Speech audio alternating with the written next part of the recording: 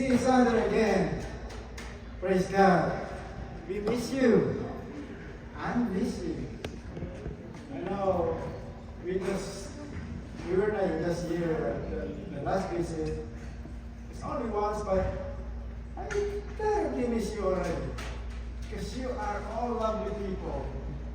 Your smiles, your glow in your eyes. I cannot wait. I told my wife, I can't wait. Let's go. I want to be with all of you again. And we're still waiting for others of our company to come. They're on their way. And I'm so thrilled today. Why? Because I've been praying. I've been praying since the first time we came here to do this fellowship, this meeting with you. I've been praying to the Lord that our pastor will come with us. And finally, he is coming today.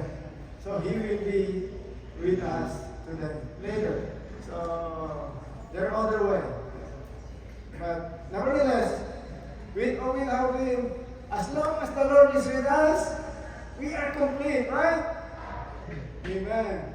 Because the Lord is the one who sustains us, is the one who gives us all the blessing, all these talents that we have, this incredible weather, is all thanks to the Lord.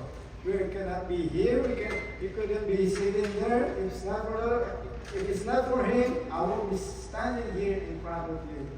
So, while waiting for them, how about we start singing?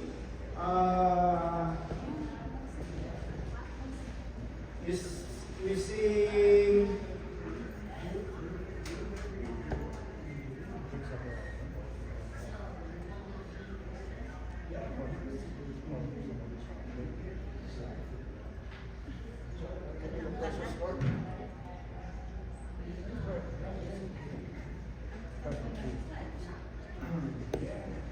Okay, let's sing the Precious Lord.